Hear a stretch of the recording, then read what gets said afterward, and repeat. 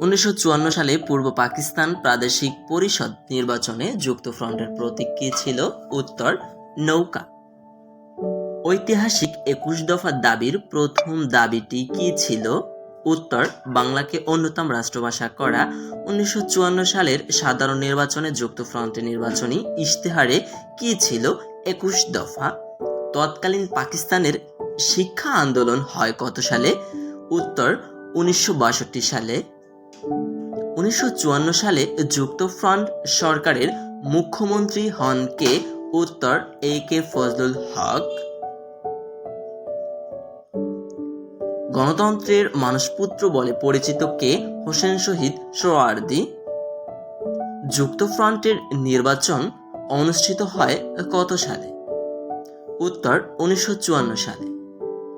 1954 সালের পূর্ব পাকিস্তানের প্রাদেশিক নির্বাচন অনুষ্ঠিত হয় 8 থেকে 12 মার্চ পর্যন্ত। 1954 সালের নির্বাচনে যুক্তফ্রন্ট কতটি আসন লাভ করে? উত্তর 237টি, মুসলিম আসনের মধ্যে 223টি। 1954 সালে পূর্ব বাংলা প্রাদেশিক নির্বাচনের প্রভাব পরিলক্ষিত হয়। উত্তর মধ্যবিত্ত শিক্ষিত শ্রেণীর।